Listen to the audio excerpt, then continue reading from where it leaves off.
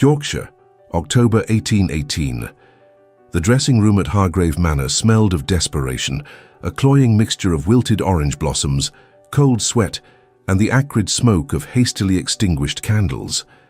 Clarissa Hargrave stood frozen before the pier glass, her reflection fractured as her mother's hands yanked the ivory silk bodice tighter, stealing the very breath from her ribs. "Stand still," Lady Hargrave hissed, her fingers working with violent efficiency through the dozens of pearl buttons marching up Clarissa's spine. "We have less than an hour before the carriage arrives, and you will be perfection itself, do you understand?" But this was not Clarissa's gown.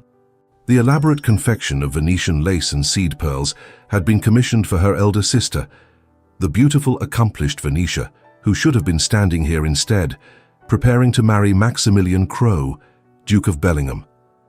The same Venetia who 12 hours earlier had vanished into the autumn night with a penniless cavalry captain, leaving behind nothing but a tear-stained confession and the smoking ruins of her family's last hope for salvation. If stories of impossible choices and forbidden truths move your heart, subscribe now and join us on this journey. You will not want to miss what happens next. The letter had arrived at dawn, delivered by Venetia's lady's maid, with hands that shook so violently, the wax seal had cracked before Lady Hargrave could break it. Clarissa had watched her mother's face transform from confusion to horror, to a terrible, calculating determination as she read her eldest daughter's words. "Dearest Mamma and Papa," Venetia had written in her elegant script, "by the time you read this, I shall be beyond your reach. I cannot marry the Duke of Bellingham. I do not love him, and I find I cannot sacrifice my happiness for the preservation of our family's circumstances, however dire they may be.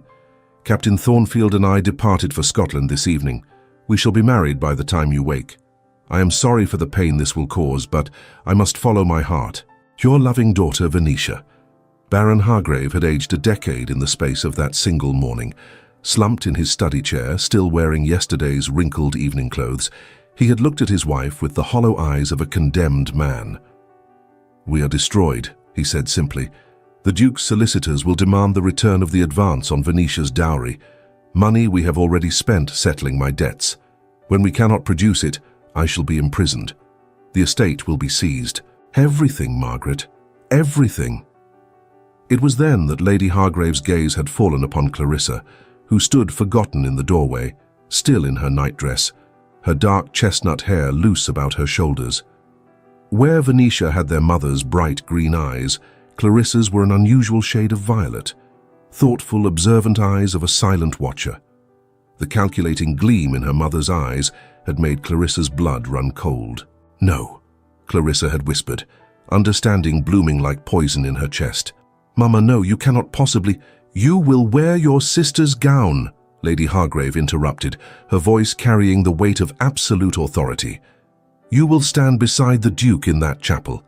You will speak your vows with your face concealed behind the modesty veil. And you will save this family from complete and utter ruin." "But it is fraud," Clarissa protested, her voice rising in desperate pitch. "Deception of the worst kind. The Duke has contracted to marry Venetia, not me. It is illegal, it is immoral, it is necessary." Her father's voice cut through her objections like a blade through silk. He had risen from his chair, and for the first time in her 19 years, Clarissa saw genuine steel in his spine. "Your sister has condemned us all with her selfishness. You, Clarissa, will repair what she has broken. Or would you prefer to see your mother and younger siblings cast into the street? Your brother James removed from university? The family name destroyed beyond all redemption?"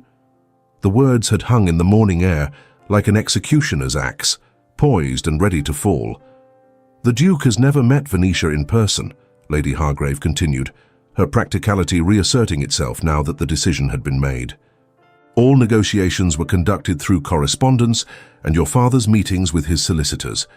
The marriage contract specifies Venetia's name, but it was drafted in such a way that refers to her position as the eldest daughter of Baron Hargrave, a technicality we hope to exploit.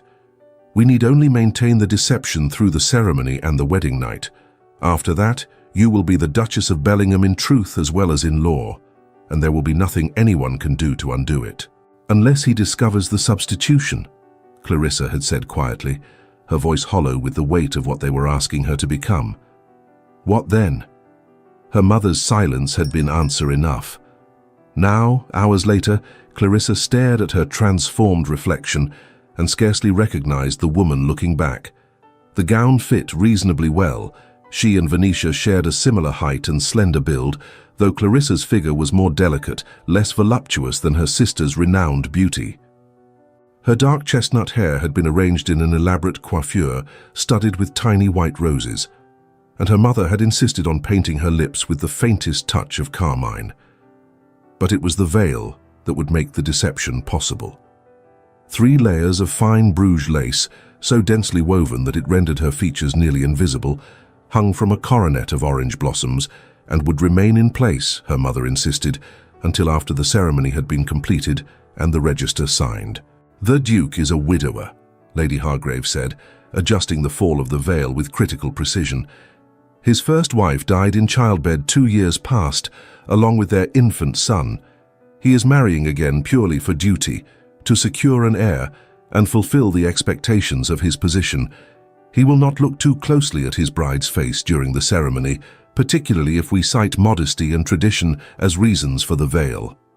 "And after," Clarissa whispered, "when he removes the veil in our bridal chamber? When he sees that I am not Venetia?" Her mother's hand stilled for just a moment on the lace. Then she resumed her adjustments, her voice carefully neutral.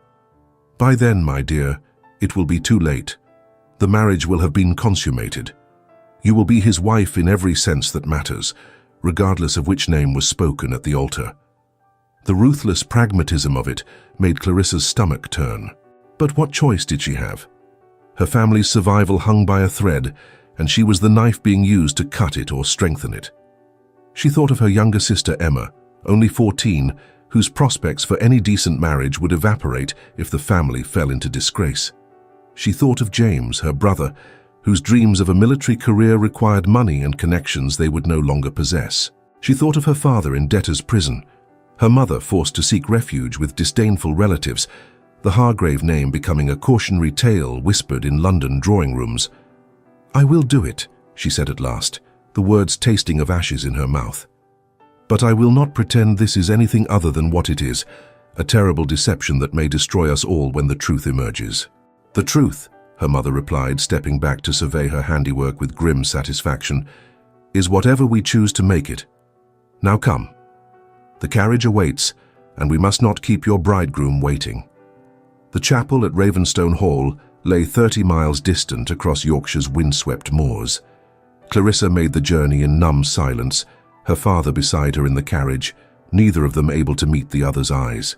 The October landscape passed in a blur of grey stone walls and dying heather, the autumn sun already sinking toward the horizon, though it was barely past noon. Ravenstone Hall rose from the northern Yorkshire moors not as a house, but as a geological feature, a structure of grey granite so severe it seemed to have been eroded by the salt wind from the North Sea. The windows were narrow slits, and the air around it carried the clean, cold scent of wet stone and solitude.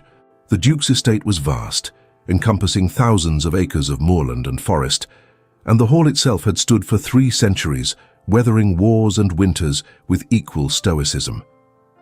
As their carriage rolled up the long drive, Clarissa caught glimpses of the house through her veil, its severe facade, the ancient oak trees that surrounded it like sentinels, the chapel spire rising from the eastern wing. Everything about the place spoke of permanence, tradition, and a weight of history that made her feel suddenly, crushingly insignificant. The wedding party was small. The Duke had no close family remaining, her mother had explained, and he had expressed a preference for a quiet, private ceremony. Only his closest household staff and a handful of local gentry would attend. For Clarissa's family, this intimacy was a blessing. Fewer witnesses to their deception, fewer chances for someone to notice that the bride's hands trembled, that her voice caught when speaking her vows, that she was not quite the woman the Duke expected. Clarissa was escorted to a small anteroom adjacent to the chapel, where her mother made final adjustments to her gown and veil. Through the walls, she could hear the muted sounds of the gathering guests, the soft preparations for the ceremony that would bind her to a man she had never met. "Remember," Lady Hargrave whispered urgently, gripping Clarissa's shoulders with surprising strength. "You are Venetia. You speak for Venetia. When they ask for your name in the register, you sign as Venetia Hargrave. Do you understand?" "I understand that I am committing fraud," Clarissa replied, her voice muffled behind the heavy veil, "that I am deceiving a man who has done nothing to deserve such dishonesty." "You are saving your family," her mother corrected sharply. "Everything else is luxury we cannot afford." Before Clarissa could respond, the chapel bells began to ring. The ceremony was beginning. Her father appeared at the door, his expression carefully neutral, his arm extended. Clarissa took it, feeling the slight tremor in his hand that matched her own, and together they walked toward the chapel entrance. The doors swung open, and suddenly she was standing at the head of the aisle, candles blazing on either side, the gathered witnesses turning to watch her approach, and at the altar, waiting with his back turned, stood Maximilian Krogh, Duke of Bellingham. Even from behind he cut an imposing figure, tall and broad-shouldered, dressed in immaculate black evening clothes that emphasized the severe lines of his frame. He stood with the rigid posture of a military officer. When he turned to watch her approach, Clarissa's breath caught. His face was striking rather than handsome, all sharp angles and patrician bones, with a jaw that looked carved from granite and cheekbones that cast shadows in the candlelight. His hair was an unusual shade of silver grey, premature for his 34 years, and his eyes, when they met hers through the veil, were the colour of winter storms. There was no warmth in that gaze, no anticipation or pleasure, only a grim determination that matched her own. This was a man, Clarissa understood in that instant, who approached marriage as he might approach a particularly unpleasant duty, and she was about to trap him in a union based entirely on lies. Her feet moved forward of their own accord, carrying her down the aisle toward her fate. The priest waited beside the Duke, prayer book in hand, his expression serene with the certainty of his calling. He had no idea he was about to conduct a ceremony founded on deception. Clarissa reached the altar. Her father placed her hand in the Duke's, and Clarissa nearly gasped at the shock of contact, even through their gloves. His hand was large and strong, his grip firm and cool, and for a moment she felt his fingers tighten slightly, as though testing the weight and size of the hand in his. Did he notice? Could he feel that these hands were smaller than Venetia's, more delicate? Her sister had been a keen horsewoman and pianist with strong, capable fingers. Clarissa's hands were those of a scholar and reader, soft and narrow. But the Duke said nothing. He released her hand and turned to face the priest, and the ceremony began. The words washed over Clarissa in a blur of Latin and English, sacred and binding. She heard herself respond when required, her voice barely above a whisper, muffled by the veil's heavy layers. When the priest asked for her name for the register, she hesitated only a fraction of a second before speaking the lie that would make everything else possible. Venetia Hargrave. The Duke signed first, his signature bold and decisive. Maximilian Krogh, Duke of Bellingham. Then Clarissa took the pen, her hand shaking so badly she could barely form the letters, and wrote the name that was not her own, Venetia Hargrave. The fraud was complete. They were married. "You may kiss your bride, Your Grace," the priest intoned with benevolent satisfaction. The Duke turned to her, and for a moment Clarissa's heart hammered so violently she thought she might faint. Would he lift the veil now? Would the deception be discovered before it had even truly begun? But he merely raised the edge of the veil slightly, just enough to expose her lips, nothing more, and pressed a brief, cool kiss to her mouth. It lasted no more than a heartbeat, perfunctory and entirely without passion, before he lowered the veil again and offered her his arm. "Duchess," he said, the title sounding strange and foreign applied to her. They processed back down the aisle as man and wife, and Clarissa felt as though she were attending her own funeral. The wedding breakfast that followed was a subdued affair held in Ravenstone's formal dining room. Clarissa kept her veil in place, citing maiden modesty and exhaustion from the journey, and picked at the elaborate meal without tasting any of it. The Duke sat at her right hand, making polite conversation with the local gentry who had attended, while Clarissa's parents maintained careful distance, as though afraid proximity might somehow expose their deception. Through it all, Clarissa was acutely aware of her new husband's presence beside her. He spoke little directly to her, and when he did, each word was carefully measured, delivered with precise politeness that left no room for intimacy. This was not a love match, his manner proclaimed.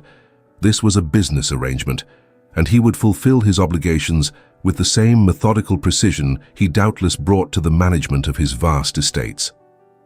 As the afternoon waned into evening, Clarissa's sense of impending doom grew heavier. Soon her family would depart for their return journey to Yorkshire. Soon she would be alone in this vast, cold house, with a man who believed he had married someone else entirely. Soon the veil would have to come off, and the truth, inevitable, terrible, would be revealed. "It is time," her mother whispered, appearing at her elbow as the guests began to take their leave. "Your trunks have been sent up to the Duchess's chambers. Remember what I told you. Be modest but compliant, and for heaven's sake keep your nerve." Clarissa wanted to laugh at the absurdity of it. Keep your nerve while deceiving your husband on your wedding night. But the sound caught in her throat, emerging as something closer to a sob. Her mother's hand tightened warningly on her arm. "You can do this, Clarissa, you must." For the briefest instant, her mother's grip on her arm felt less like a command and more like desperation. A drowning woman clinging to a lifeline. Then it released abruptly. Lady Hargrave turned away, her mask of determination settling back into place. Clarissa stood in the great hall of Ravenstone, watching as her family climbed into their carriage and disappeared into the gathering dusk, abandoning her to her fate. The Duke stood beside her, silent and imposing, and when the carriage was finally lost from sight, he turned to her with the same formal politeness that maintained an invisible wall between them. "You must be fatigued from the day's events," he said. "Shall I have my housekeeper escort you to your chambers? I have business to attend to in my study, but I shall join you presently." It was a reprieve, however temporary. Clarissa nodded mutely, and the housekeeper, a severe woman named Mrs. Blackwood, appeared to lead her through the maze of corridors to what would now be her rooms. The Duchess's chambers occupied the eastern wing of Ravenstone Hall, a suite of rooms that had apparently been closed since the death of the Duke's first wife. Mrs.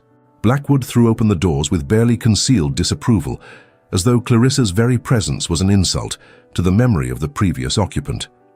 "The Duke has ordered these rooms reopened and refreshed for your arrival, Your Grace," the housekeeper said, the title sounding like an accusation on her lips. "If you require anything, you need only ring.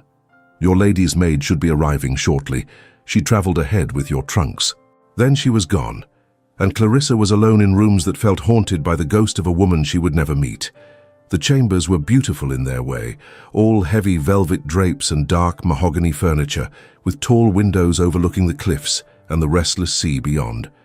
But there was no warmth here, no sense of welcome, only the chill of abandonment and the weight of expectation. Clarissa moved to the window, finally lifting the veil from her face with trembling hands. The autumn evening had deepened into twilight, and she could see the waves breaking against the rocks far below, their white foam phosphorescent in the fading light.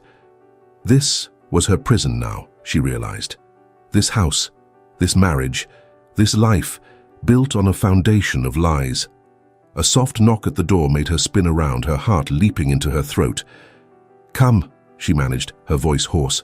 But it was only her temporary lady's maid, a local girl borrowed from the household staff, arriving to help her prepare for the night ahead. The girl helped Clarissa out of the elaborate wedding gown with efficient, impersonal hands, replacing it with a nightdress of fine white lawn trimmed with delicate lace. Then she brushed out Clarissa's dark hair, plaiting it into a loose braid that fell over one shoulder, and finally withdrew with a murmured curtsy. Clarissa was left standing in the center of the room, dressed in her bridal nightgown, waiting for the moment when her deception would be exposed and all her careful pretense would shatter. She did not have to wait long. Perhaps 20 minutes after the maid departed, she heard heavy footsteps in the corridor outside. The connecting door to the Duke's chambers, a door she had not even noticed in her initial survey of the room, swung open without ceremony. Maximilian Crowe entered his bride's chamber with the bearing of a man fulfilling an unpleasant obligation. He had removed his jacket and cravat and his white shirt was open at the collar, revealing a column of tanned throat that suggested time spent outdoors, despite his aristocratic station.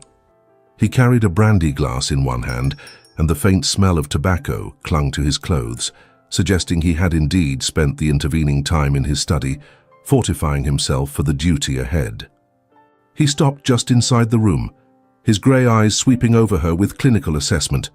Clarissa stood frozen beside the bed, her braid falling forward over one shoulder, her hands clasped tightly at her waist to stop their trembling. "Well," he said at last, his voice carrying that same cool distance she had heard during the ceremony. "Shall we proceed with this business, Venetia?" The false name on his lips was like a blade between her ribs. Clarissa opened her mouth to speak, to confess, to explain, to beg his forgiveness before the deception went any further, but no words emerged. The Duke crossed the room toward her with deliberate steps. He set his brandy glass aside on the nightstand, and then his hands rose to cup her face, tilting it up toward the candlelight so he could finally, properly, see his bride's features. The moment seemed to stretch into eternity. Clarissa watched his expression as comprehension slowly dawned. The slight narrowing of his eyes, the tightening of his jaw, the way his fingers suddenly gripped her face with bruising pressure. "You," he said, his voice dropping to a dangerous whisper, "are not Venetia Hargrave." The words hung between them like an accusation and a curse. Clarissa felt tears spring to her eyes, hot and shameful, but she forced herself to meet his gaze steadily. "No," she whispered, "I am not." For a long moment the Duke said nothing. His hands remained on her face, his grip firm enough to prevent her from looking away, and Clarissa could see the fury building behind his eyes like a gathering storm. When he finally spoke, his voice was deadly quiet. "Explain. Now." So she did. Standing there in her bridal nightdress with his hands still gripping her face, Clarissa told him everything. Venetia's elopement, her family's desperate circumstances, the coercion and threats that had forced her into this deception. She held nothing back, her voice shaking but determined, and with every word she watched his expression grow colder and more terrible. When she finished, he released her face so abruptly she stumbled backward. He turned away, one hand rising to rake through his silver-grey hair, and the string of profanity that emerged from his lips made Clarissa flinch. "Do you comprehend?" he said, spinning back to face her, his voice now shaking with barely contained rage. "What you have done, what your family has done, this is fraud, madam, criminal fraud. The marriage contract was negotiated for Venetia Hargrave. I agreed to marry Venetia Hargrave. I signed a register binding myself to Venetia Hargrave. And instead," he gestured at her with something approaching disgust, "instead I find myself wed to some substitute, some impostor foisted upon me through the most contemptible deception." "I know," Clarissa said, her voice barely audible. "I know, and I am sorry, more sorry than you can possibly imagine. I did not wish to deceive you, but they gave me no choice. They said..." "Choice?" The Duke's laugh was bitter and harsh. "Your family has stolen my choice, madam. They have bound me to a woman I never contracted to marry, through lies and manipulation and fraud, and you..." His eyes raked over her with something between fury and calculation. "You allowed them to use you as their instrument." "What else could I do?" Clarissa found herself shouting, all her fear transmuting suddenly into anger of her own. "Stand aside and watch my family destroyed, my father imprisoned, my younger siblings cast into poverty. Yes, it was deception, and yes, it was wrong, but I am not the villain here. I am merely the sacrifice they demanded, and you, Your Grace, are the altar upon which I was laid." The raw honesty of it seemed to give him pause. He stared at her for a long moment, and some of the fury drained from his expression, replaced by something more complicated, a mixture of frustration, calculation, and a weariness that aged him beyond his years. "Your name," he said at last. "Your real name." "Clarissa," she whispered. "Clarissa Hargrave. I am Venetia's younger sister." Clarissa. He tested the name on his tongue, as though trying to reconcile it with the woman standing before him. "And how old are you, Clarissa Hargrave?" 19, nearly 20. Another stream of profanity, quieter this time but no less heartfelt.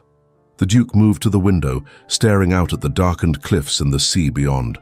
For a long while he said nothing, and Clarissa waited in an agony of suspense, uncertain whether he was about to call for his solicitors and have her arrested, or simply throw her bodily from the house.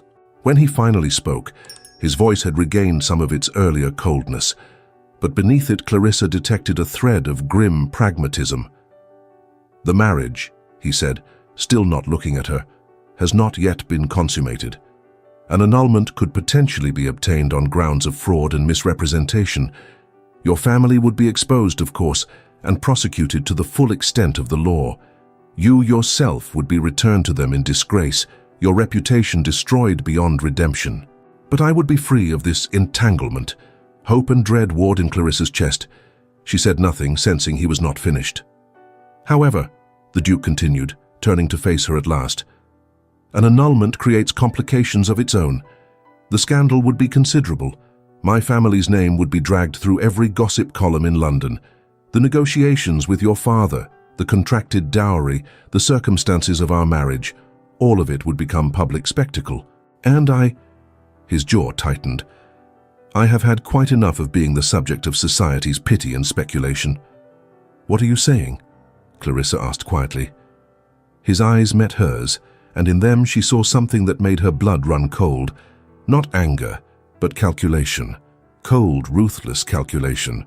"I am saying, madam, that we appear to be trapped in this farce together, at least for the immediate present.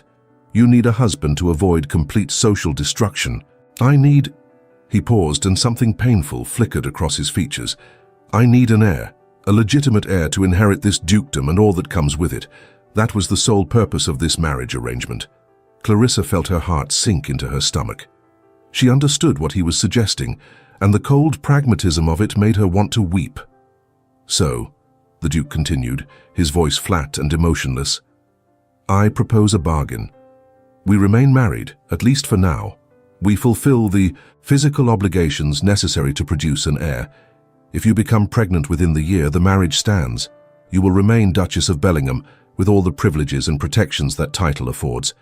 If you do not conceive within that time," he shrugged, "then we shall revisit the question of annulment, and I shall ensure you are provided for with a property and income sufficient to live independently." "And my family?" Clarissa asked, though she already knew the answer. "Will be left alone, provided they maintain absolute silence about the true circumstances of our marriage. One word of this reaches society, and I will personally ensure your father spends the rest of his days in debtor's prison." It was blackmail, pure and simple. But it was also, Clarissa recognized, far more mercy than they deserved. The Duke could have had them all arrested this very night. Instead, he was offering a path forward, however cold and pragmatic. "And if I agree to these terms," Clarissa said slowly, "what then? How do we proceed?" The Duke's expression hardened. "We proceed," he said, "with the consummation of this fraudulent marriage. Because make no mistake, madam, annulment or no, the law will recognize no grounds for dissolution once the marriage has been completed in full. And I will not live the rest of my life bound to a woman with whom I have never shared a bed, wondering if tomorrow she will petition to be free of me." Clarissa felt her face flame with embarrassment and something else, fear perhaps, or the terrible awareness of what he was demanding. But she forced herself to nod. "Very well," she whispered. "I accept your terms." Something flickered in his eyes, surprise perhaps that she had agreed so readily. He studied her face for a long moment, and Clarissa wondered what he saw, not the beautiful, accomplished Venetia he had expected. Just Clarissa, with her dark chestnut hair and unusual violet eyes, her slender frame and unremarkable features. "You are not," he said at last, his voice oddly gentle despite its coldness, "what I anticipated. In any particular." "I am sorry for that," Clarissa replied, and found that she meant it. "Truly sorry." He nodded slowly, accepting her apology without acknowledging it. Then he moved toward her with deliberate steps, and Clarissa's heart began to hammer against her ribs. "Come," he said, his voice dropping to something quieter. more intimate. Let us complete this bargain before either of us loses our nerve. What followed was neither violent nor cruel, but it was devoid of tenderness or warmth. The Duke approached the deflowering of his unwanted bride with the same methodical efficiency he doubtless brought to the management of his estates, necessary, procedural, accomplished with a minimum of fuss or unnecessary emotion. He was not unkind, precisely, but neither was there any affection in his touch, any gentleness in the way he guided her to the bed and proceeded with the act that would bind them irrevocably together. Clarissa closed her eyes, not to hide from him, but to retreat within herself. She focused on the damask pattern of the bed canopy above, tracing its intricate weave in her mind. She counted the beats of her own heart, a steady drum against the tide of indignity. This was necessary, she told herself. It was the final price for her family's survival. When the pain came, sharp and inevitable, she pressed her lips together and thought of Emma's face, of James's future, of her father spared from debtor's prison. She could endure this. She would endure this. When it was finished, the Duke rose from the bed immediately, not looking at her, and retrieved his discarded shirt from the floor. "The bargain is sealed," he said, his voice carefully neutral. "You are now the Duchess of Bellingham in every particular that matters to the law. I trust you will conduct yourself accordingly." Then he was gone, the connecting door closing behind him with a soft but final click, and Clarissa was left alone in the darkened chamber, with the ache between her thighs and the certain knowledge that her life had just become infinitely more complicated than she had ever imagined possible. She did not sleep that night. Instead, she lay in the great four-poster bed, staring at the canopy above and listening to the distant crash of waves against the cliffs, wondering what she had become. Not a wife, certainly, at least not in any real sense. A prisoner, perhaps, or simply a means to an end, a vessel for the heir the Duke so desperately needed. The days that followed established a pattern that would define the first month of their marriage. The Duke treated her with the scrupulous, cool courtesy one might extend to an unwelcome but necessary houseguest. They took meals together in the formal dining room, making stilted conversation about inconsequential matters. They occasionally walked the grounds together when the weather permitted, maintaining a careful distance, and every few nights he would appear at the connecting door and perform his duty with the same methodical efficiency, then withdraw without a word.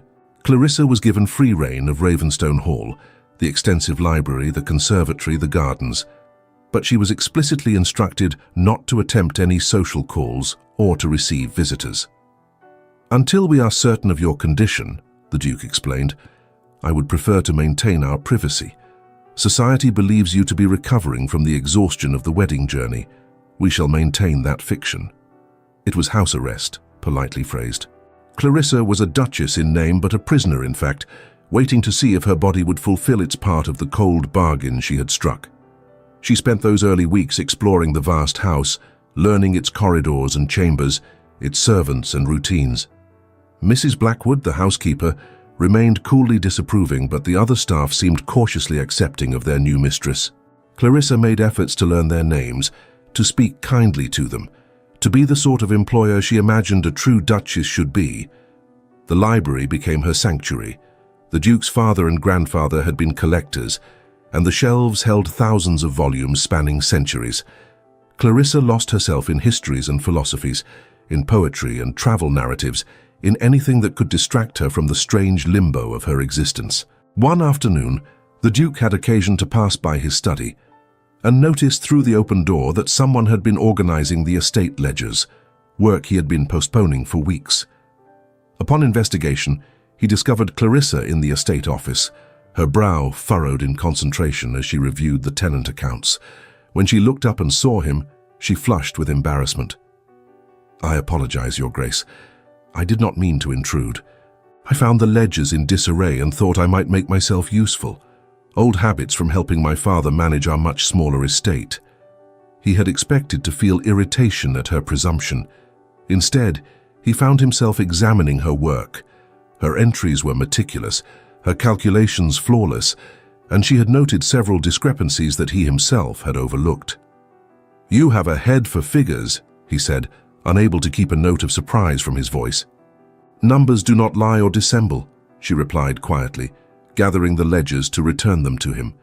They are refreshingly honest, unlike people. The comment had struck him with unexpected force. This was not the ornamental bride he had contracted for. This was a woman of genuine capability and sharp intelligence, qualities he had not thought to value in a wife, but found himself appreciating nonetheless. It was in the library that the Duke found her one afternoon, perhaps 3 weeks into their marriage. She had been so absorbed in a volume of Dante that she had not heard his approach, and she startled when his shadow fell across the page. "I did not realize you read Italian," he said, and there was something in his tone that might have been surprise or possibly approval. Clarissa closed the book carefully, marking her place with a ribbon. "My father insisted on thorough education for all his daughters," she replied. "Italian, French, Latin, and Greek. Venetia found languages tedious, but She trailed off, realizing too late that she had mentioned her sister's name. The Duke's expression darkened slightly, but he did not comment on it. Instead, he gestured to the book in her hands. The Inferno. Rather grim reading for an autumn afternoon. "Perhaps appropriate, though," Clarissa said quietly, "for someone living in their own particular circle of hell." She had not meant to say it. The words simply emerged, born of weeks of loneliness and tension, and the moment they left her mouth, she regretted them. But the Duke, rather than taking offense, actually laughed, a short, bitter sound, but genuine nonetheless. "A fair assessment," he agreed. He moved to the window, looking out over the gardens with his hands clasped behind his back. "I do not suppose this situation is any more pleasant for you than it is for me." "No," Clarissa admitted, "it is not." "Tell me about yourself," he said abruptly, still not looking at her. "The true you, I mean." "Clarissa. Not the woman your family pretended you to be." It was the first personal question he had asked her since that terrible wedding night. Clarissa found herself wanting to answer honestly, to offer him something real amid all the deception. "I am," she began slowly, "the quiet daughter, the scholarly one. Venetia inherited our mother's beauty and social graces. Emma, our youngest sister, has our father's charm and wit. I have always been the one with her nose in a book, more comfortable in libraries than ballrooms. You are educated then, excessively so by society's standards. I can read 6 languages, navigate spherical trigonometry, and recite long passages of poetry from memory, none of which makes me remotely suitable to be a duchess. And yet," the Duke said, turning to look at her at last, "here you are." "Here I am," Clarissa echoed, "trapped in a marriage neither of us wanted, waiting to see if my body will perform the one function that makes this entire charade worthwhile." The bluntness of it seemed to startle him. He studied her for a long moment, and Clarissa found herself unable to look away. There was something different in his expression now. Not warmth precisely, but perhaps the faintest thaw in the ice. "You are not," he said quietly. "What I expected. Not Venetia, certainly, but also not the timid, spineless creature I had assumed would allow herself to be used as you were used." "I am not spineless," Clarissa replied, stung. "I am practical and desperate. There is a difference." "Is there?" He moved closer, and Clarissa felt her breath catch. "You speak of being trapped, madam, but you chose this trap. You could have refused your family's demands. You could have revealed the deception before the ceremony. You could have—" "I could have condemned my entire family to destruction," Clarissa interrupted, rising to her feet with the book still clutched in her hands. "And perhaps I should have. Perhaps honor demanded it. But I am not a saint, Your Grace, any more than you are. I am simply a woman who made an impossible choice and must now live with the consequences." They stood facing each other across the library, and the tension between them had shifted somehow. No longer pure hostility, but something more complicated. Something that acknowledged, perhaps, that they were both victims of circumstance, both trapped by duty and expectation. "I was married before," the Duke said abruptly. "Perhaps your family told you." "They mentioned it," Clarissa replied carefully. "Your first wife died in childbed along with your son. I am deeply sorry for your loss." His jaw tightened. "Sophie was 23 years old. We had been married barely a year. She was everything a duchess should be. Beautiful, accomplished, perfectly suited to her role. And I, His voice cracked slightly. I loved her. Genuinely. Truly loved her. When she died, when they both died, I thought I would follow them into the grave. Clarissa felt tears prick her eyes at the raw pain in his voice.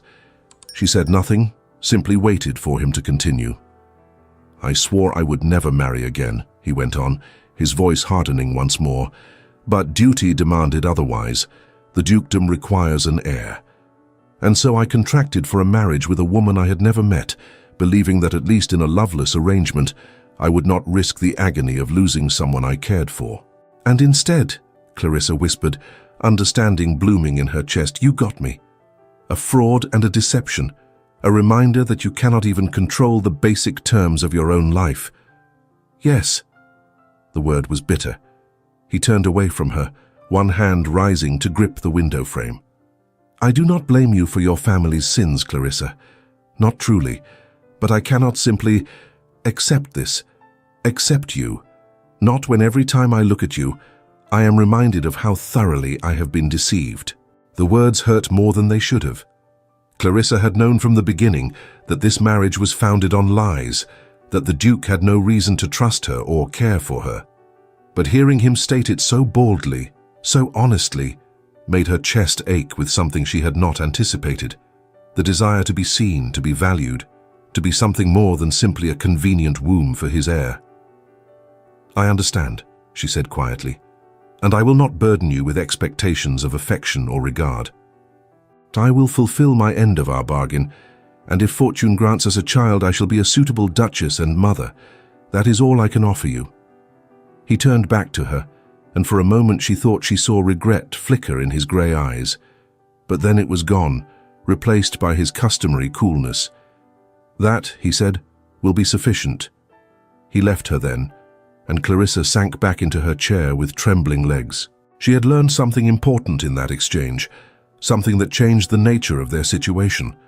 The Duke was not simply cold and distant by nature. He was protecting himself, building walls around a heart that had been shattered once and feared being broken again. And she, Clarissa realized with a sinking feeling, was beginning to care for him despite herself, despite the circumstances of their marriage, despite his coldness and her deception, despite everything that should have made it impossible. It was the most dangerous thing that could have happened. The weeks rolled into the 6th and then the 7th, and Clarissa began to notice subtle changes in her body. A persistent queasiness in the mornings, unusual fatigue, a heightened sensitivity to certain smells. She said nothing at first, afraid to hope or to acknowledge what these signs might mean. But when her monthly courses, already late once, failed to arrive a second time, she could no longer deny the truth. She was with child. The Duke's heir grew within her, the product of those cold, dutiful encounters in the darkened bedroom. She debated how to tell him.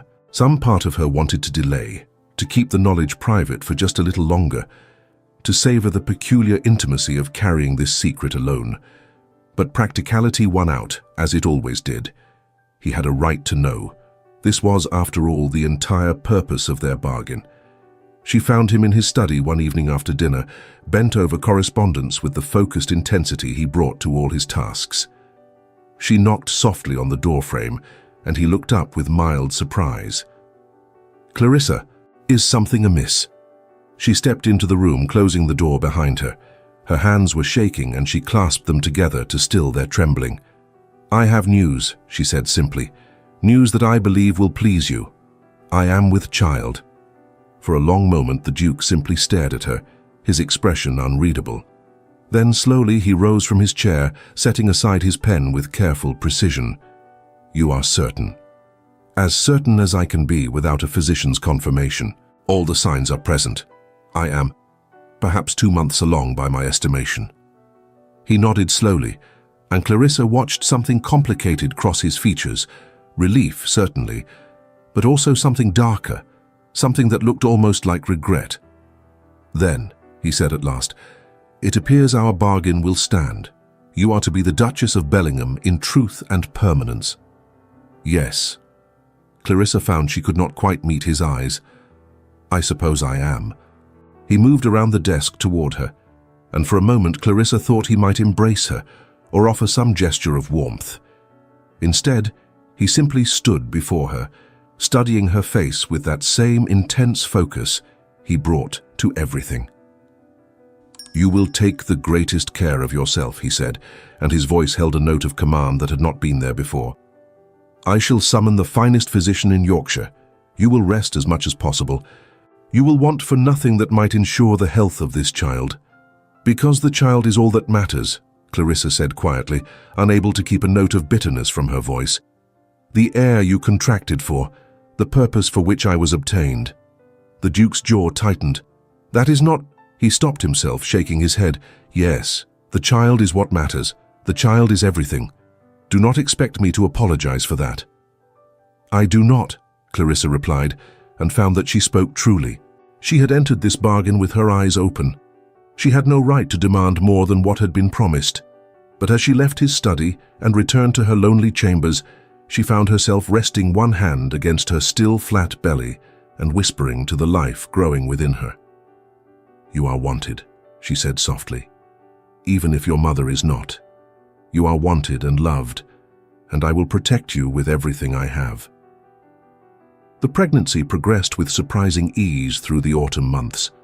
The Duke, true to his word, summoned a physician from London who confirmed Clarissa's condition and prescribed a regimen of rest and nutritious food. Mrs. Blackwood thawed slightly, her disapproval tempered by the practical reality that Clarissa was carrying the future Duke or Duchess of Bellingham. The Duke himself became even more solicitous of Clarissa's comfort, while somehow maintaining his emotional distance. He ensured she had everything she needed, inquired regularly after her health, but never ventured beyond the boundaries of concerned duty into anything approaching genuine warmth. Clarissa tried to accept this as the natural order of their arrangement. She devoted herself to preparing for motherhood, to reading every book on child-rearing she could find in the library, to planning nursery renovations with the housekeeper. She was determined to be the best mother possible to this child, who would inherit so much, but whose parents barely spoke except in the most formal terms. It was in late November, when Clarissa was perhaps 3 months pregnant, that everything began to unravel. The first sign came in the form of a letter, delivered by special courier from London. Clarissa happened to be in the entrance hall when it arrived, and she saw the Duke's face transform from mild curiosity to something approaching shock as he read the contents.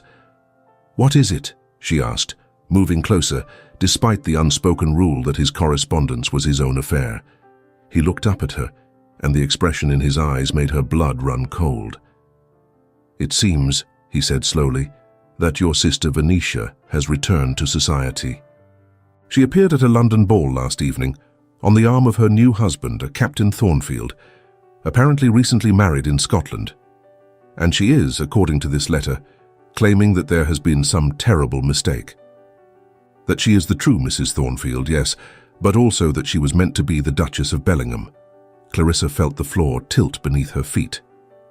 "No," she whispered. "She would not. She gave up that right when she eloped. She cannot—" "She can, and apparently she has," the Duke interrupted, his voice tight with barely controlled fury. "She is spreading a tale throughout London society that she was coerced into eloping by a villainous lover, and that when she escaped and returned to claim her rightful place as my wife, she discovered her younger sister had somehow taken her place through deception and fraud." "That is a lie!" Clarissa's voice rose in desperate pitch. "She eloped willingly. She left a letter confessing everything. She has apparently destroyed or concealed that letter," the Duke finished, "and without it, without proof of her willing abandonment, her version of events is as plausible as ours. More so, perhaps, given that she is the woman whose name appears in our marriage contract." Clarissa sank into the nearest chair, her hand instinctively moving to protect her belly. "What does this mean?" The Duke paced the length of the hall, his agitation evident in every sharp movement. "It means, madam, that your sister has created a scandal of enormous proportions. Society is already buzzing with speculation. Some support her claim that she was the rightful bride. Others are suggesting that you somehow orchestrated this entire affair to steal a duchess's coronet. Either way, our marriage is now the subject of precisely the sort of public spectacle I had hoped to avoid." "Can she challenge the marriage?" Clarissa asked, though she already feared the answer. Legally, I mean. I do not know. The Duke's hand raked through his silver-grey hair in a gesture of pure frustration. Our marriage has been consummated. You are carrying my child. By all reasonable standards, the matter should be settled. But the fact that the contract specified Venetia by name, and you signed the register as Venetia. He trailed off, shaking his head. We shall need to consult with solicitors, immediately. The weeks that followed were a nightmare of legal consultations and growing social scandal. Letters arrived daily from London, each one bringing fresh gossip and speculation. Clarissa was portrayed alternatively as a conniving schemer who had stolen her sister's intended husband, or as a victim who had been sacrificed by her family to preserve their social standing. The Duke remained coldly furious throughout, but Clarissa noticed that his anger seemed directed more at the situation than at her personally. If anything, the scandal appeared to have created a strange sort of solidarity between them. They were both under siege, and their only hope of surviving lay in presenting a united front.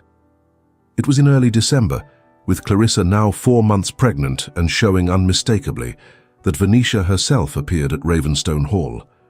Clarissa was in the conservatory when Mrs. Blackwood came to find her, the housekeeper's face grim with disapproval. Your sister has arrived, Your Grace. She is demanding to see you and His Grace, immediately. Clarissa felt her hands begin to shake. She had not seen Venetia since the morning of the wedding that was meant to be hers. The thought of facing her now, after everything that had happened, made Clarissa feel physically ill. But she forced herself to straighten her spine and nod. Where is His Grace? In his study. I have taken the liberty of escorting your sister to the drawing room and posting a footman to ensure she does not wander. The implication was clear. Venetia was to be treated as an intruder, not a welcome guest. Clarissa found small comfort in that as she made her way to the Duke's study. He was already pulling on his jacket when she arrived, his expression thunderous. She has considerable audacity, he said by way of greeting, appearing here uninvited. She is my sister, Clarissa replied quietly. However estranged we have become. She is a threat to our marriage and to your position, the Duke corrected sharply.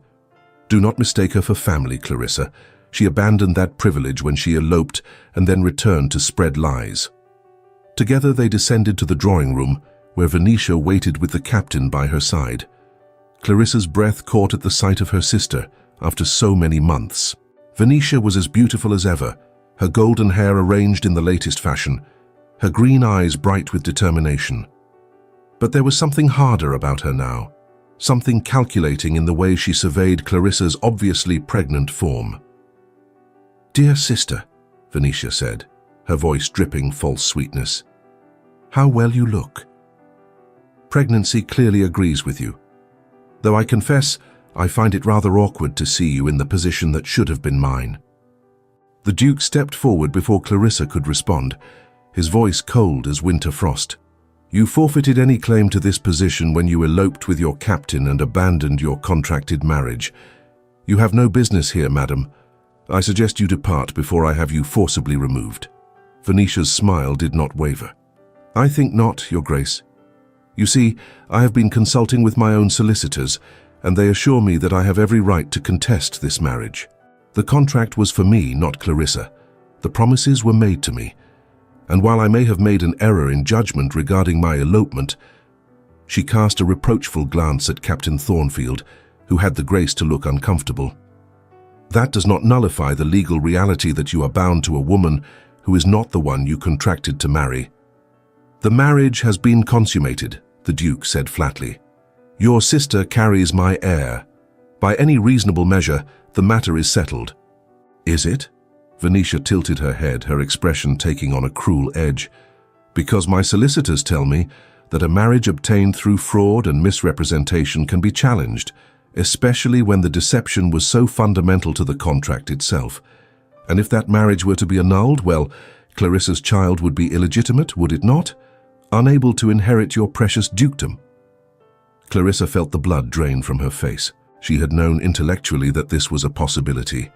But hearing it stated so boldly, hearing the threat to her unborn child's legitimacy, made her want to weep with rage and fear.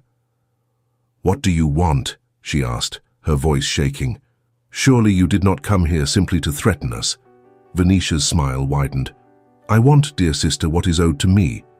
Compensation for the position I was denied. A settlement, shall we say, that reflects the value of a duchess's coronet." "You want money," the Duke said.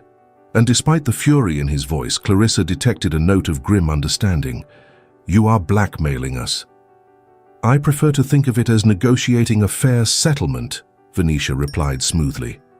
"Pay me what a duchess's dowry would have been, say £20,000, and I shall withdraw my challenge to the marriage. I shall even sign a document acknowledging that Clarissa married you with my blessing. But refuse." Her eyes hardened.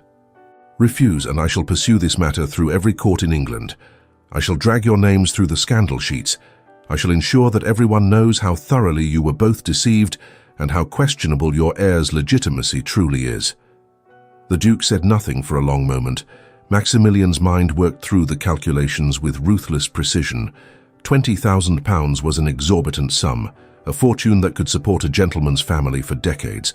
But the cost of a public scandal, of endless litigation dragging through the courts, of the permanent stain of illegitimacy upon his heir, that was incalculable. £20,000 was the price to purchase silence and security. A bitter price, but one he would pay. Then, with visible effort, he brought his rage under control and spoke with icy precision. "You will have your settlement, £20,000, paid within the month, in exchange for a signed and witnessed document renouncing any and all claims to my title or estates. You will further agree to never again speak publicly of the circumstances of my marriage to Clarissa, and you will leave this house immediately and never return." Venetia's smile turned triumphant. "How reasonable of you, Your Grace. Captain Thornfield will provide the necessary details for the payment.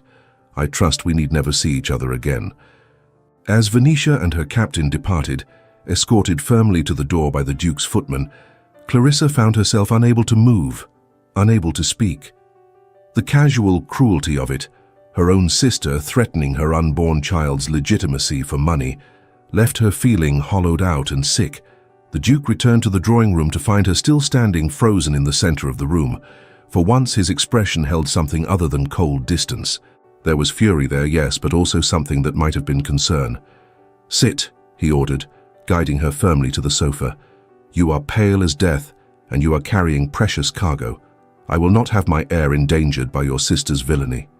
"She would have destroyed my child," Clarissa whispered, looking up at him with eyes that burned with unshed tears. "Her own niece or nephew. For £20,000. "Yes," the Duke said simply. "She would have. And that, Clarissa, is why I will pay her price without hesitation. Because whatever else may be true about our marriage, whatever deceptions brought us together, I will not allow anyone, not your sister, not society, not anyone, to threaten the legitimacy of this child." The fierce protectiveness in his voice undid something in Clarissa's chest. The tears she had been holding back spilled over, and suddenly she was sobbing, all the fear and tension of the past months pouring out in great, racking gasps. For an instant, the Duke froze, every instinct compelling him to retreat from this raw display of vulnerability.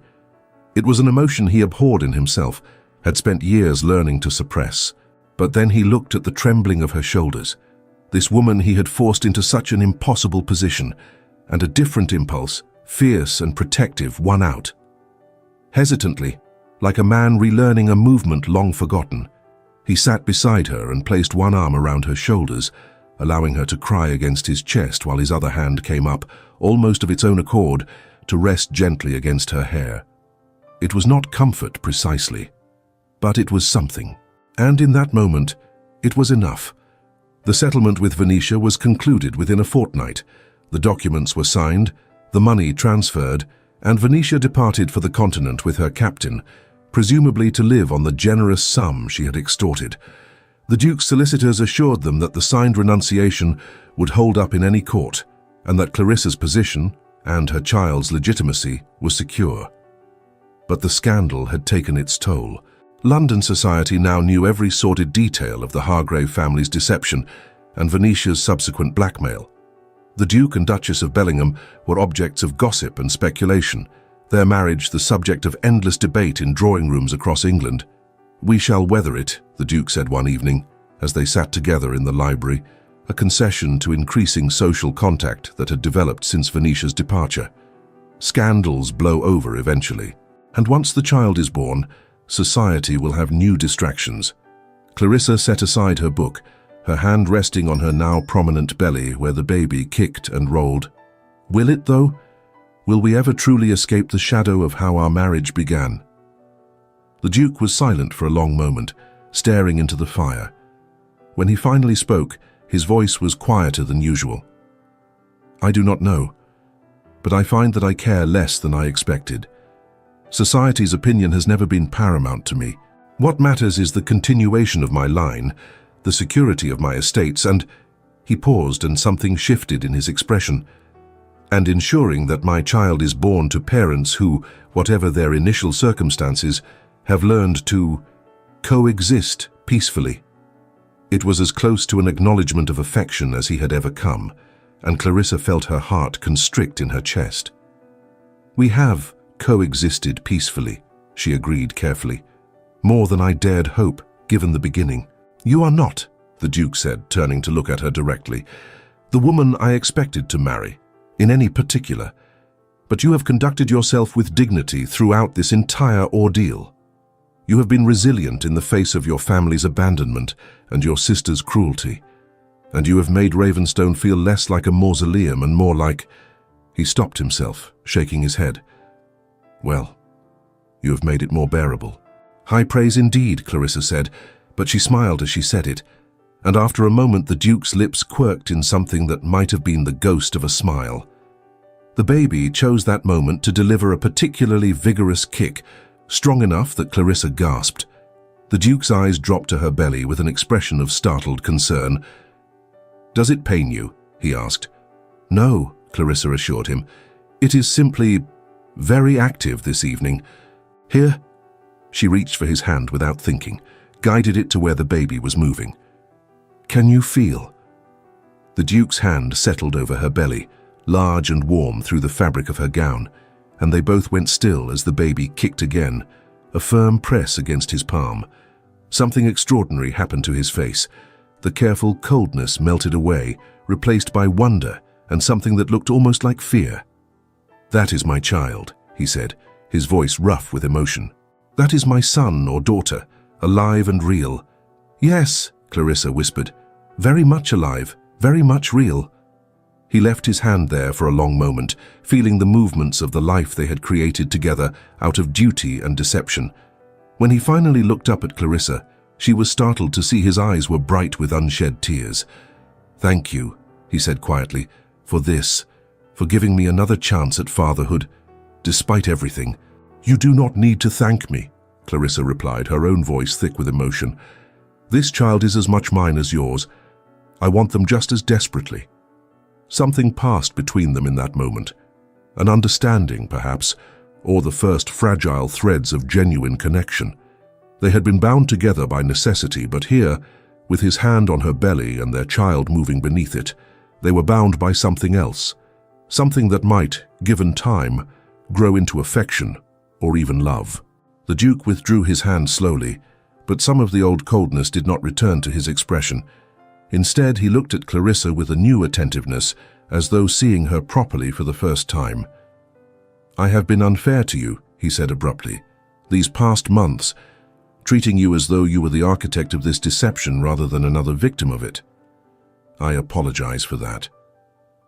Clarissa felt tears prick her eyes. "You were angry. You had every right to be." "Perhaps, but anger is an exhausting companion, and I find I have grown weary of it." He stood, moving to the window and looking out at the winter-dark grounds. "When Sophie died, I thought I would never feel anything but grief and rage again. I built walls around myself, determined never to risk caring for anyone enough that their loss could destroy me. And then you arrived, foisted upon me through deception, and I told myself you were simply one more duty to be endured." "And now?" Clarissa asked softly.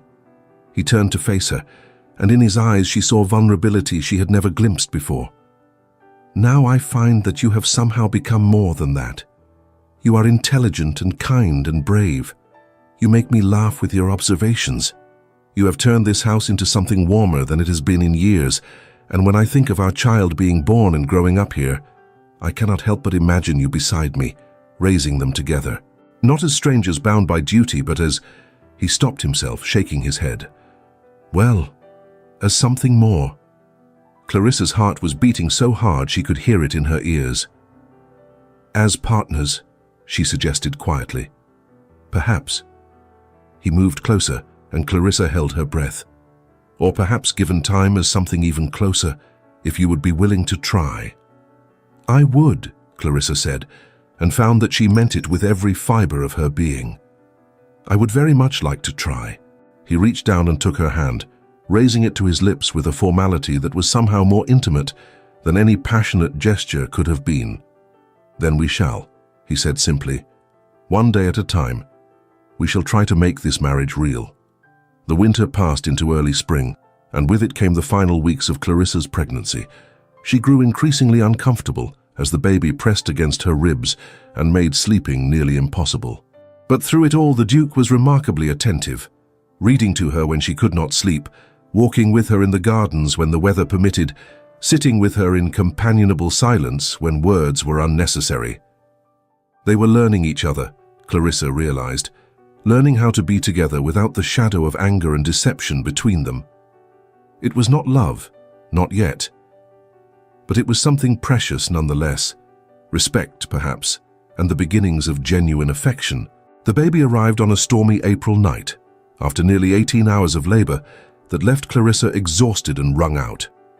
But when the physician finally placed a squalling, red-faced infant in her arms, all the pain vanished in the overwhelming rush of love she felt for this tiny, perfect creature. "A boy," the physician announced with satisfaction. "A healthy heir to the dukedom, Your Grace." The Duke, who had been pacing the corridor outside her chambers throughout the entire ordeal, burst through the door with wild eyes and disheveled hair. He stopped at the sight of Clarissa holding their son, and his expression transformed into something so tender it made her chest ache. "May I?" he asked, his voice rough with emotion. Clarissa held out the baby, and the Duke took his son with shaking hands, cradling him with surprising gentleness for a man so large and severe. He stared down at the infant's scrunched face, at the tiny fists waving in the air, and Clarissa saw tears tracking down his cheeks. He gazed at the baby's crumpled features, and a single tear fell onto the soft blanket. "He is here," the Duke whispered, his voice breaking, speaking more to himself than to anyone else. "He is truly here." Then, looking into the newborn's unfocused eyes, he added, "I am your father, and I have waited a lifetime to meet you." The baby quieted at the sound of his voice, and Clarissa watched as the Duke's entire world narrowed to the child in his arms. In that moment, she understood that whatever else happened between them, however their relationship evolved, they would always be bound by this, their shared love for their son. "What shall we name him?" the Duke asked, looking up at her at last. Clarissa considered. "I was thinking perhaps Alexander, after your father." Something flickered in the Duke's eyes, surprise and pleasure. "You remember that? You mentioned him once, when you were showing me the portrait gallery. You said he was a good man and a better Duke. I thought our son should carry that legacy." The Duke nodded slowly, returning his gaze to the baby. "Alexander Crowe. Yes, that is perfect." He stayed with them through the night, refusing to leave despite the physician's suggestion that he should rest. Instead, he sat in the chair beside Clarissa's bed, holding their son or watching as Clarissa nursed him, and his face held an expression of such complete contentment that Clarissa felt her heart expand with something very close to love. Perhaps their beginning had been founded on lies. Perhaps they had been forced together by circumstance and desperation, but their ending, or rather their continuation, would be something they chose together for themselves and for the child they had created. The weeks following Alexander's birth were a blur of sleepless nights and the overwhelming demands of caring for an infant. But they were also, Clarissa found, some of the happiest days of her life. The Duke proved to be a devoted father, spending hours in the nursery when his duties permitted, holding Alexander with a tenderness that made Clarissa want to weep. And more than that, he was becoming a devoted husband. The distance between them had not disappeared entirely. Too much hurt had been done for that. But it was diminishing day by day, replaced by small gestures of affection and care. A hand at her back as they walked, a warm look across the dinner table, quiet conversations in the library that stretched into the early hours of the morning.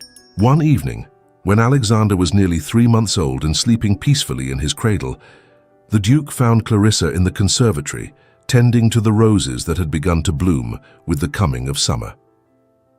"I have been thinking," he said without preamble, "about the beginning of our marriage, about the deception and anger and coldness." Clarissa's hands stilled on the roses. "Yes? I want to apologize," he continued, moving to stand beside her. "Not for my anger. That was justified, I think. But for allowing it to poison our relationship for so long, for treating you as though you were your family's sins made flesh, rather than seeing you as yourself, as Clarissa." "You have nothing to apologize for," Clarissa protested, but he shook his head. "I do. Because in my determination to protect myself from being hurt again, I nearly destroyed any chance we might have had at genuine happiness. And he paused, and when he spoke again, his voice was thick with emotion. "I do not wish to lose that chance. I do not wish to spend the rest of our lives as polite strangers who happen to share a child and a home. I want more than that. If you are willing." Clarissa turned to face him fully, her heart hammering in her chest. "What are you saying?" "I am saying—" He took her hands in his, and Clarissa saw that his own were trembling slightly. "I am saying that somewhere in these past months you have become precious to me. Not because of the child you bore me, though I am grateful for that beyond measure, but because of who you are. Your intelligence and kindness and courage, the way you read to me in the evenings, the way you make me laugh despite myself, the way you have transformed Ravenstone from a place of mourning into a home." "Maximilian," Clarissa whispered, using his given name for the first time since their wedding night. "I am saying—" He paused, the words clearly difficult, as though each one had to fight its way past years of carefully constructed walls. "That I find myself feeling for you in a way I swore to myself I would never feel for anyone again. That the thought of a future without you at my side has become unbearable." "Clarissa, The word seemed foreign on his own tongue. "I am falling in love with you. And I need to know—" His grip tightened on her hands. "I need to know if you might feel the same."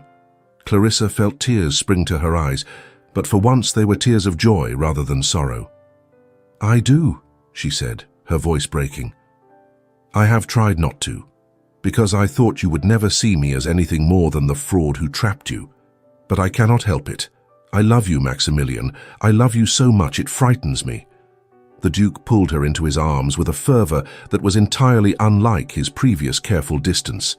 He held her as though she were precious and fragile and essential all at once, his face buried in her hair.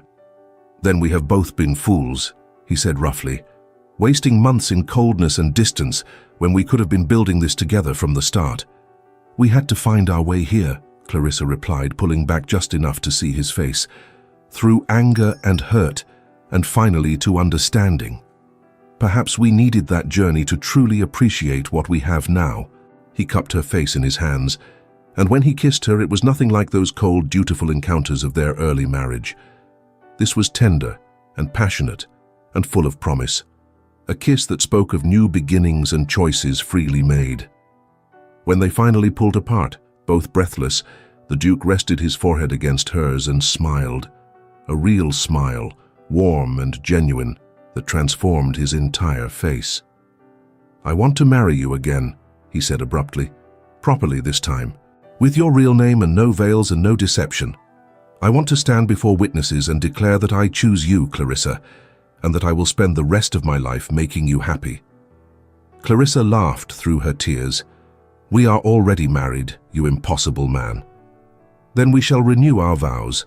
A private ceremony, just us and Alexander and whatever servants we trust. I want to hear you speak your true name as my bride. I want to begin again, the right way." "Yes," Clarissa said, her heart so full she thought it might burst. "Yes, I would like that very much." They stood together in the conservatory as the summer sun set beyond the windows, holding each other close, and Clarissa marveled at the strange paths life could take. She had come to this marriage as a fraud, wearing her sister's gown and speaking her sister's name, a prisoner of necessity. But now, standing in her husband's arms with their son sleeping peacefully in the nursery and the future stretching bright before them, she was simply herself. Clarissa Crowe, Duchess of Bellingham, chosen and cherished and loved. The fraud had become truth, the duty had become devotion, and the marriage that should never have been had become the greatest gift of her life.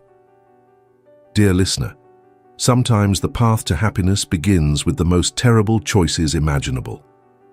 Like Clarissa, you may have been backed into impossible corners, forced to wear masks that were not your own, trapped by circumstances that seemed to leave no room for honesty. But Clarissa's journey reminds us that beginnings do not have to define endings, that love can grow even in the most barren soil if we are willing to do the hard work of truth-telling and forgiveness. Your past mistakes do not have to be your permanent identity. Like Clarissa, you can find your way from fraud to authenticity, from duty to devotion, from surviving to thriving. Tonight, as you rest, know that you are more than the worst thing you have ever done. You are capable of transformation, of redemption, of becoming exactly who you were always meant to be. Thank you for staying with us through Clarissa and Maximilian's journey. If this story touched your heart, please like, subscribe, and share it with someone who needs to hear it. Your support helps us continue creating stories of love, resilience, and hope. Rest well, dear listener, with deepest appreciation.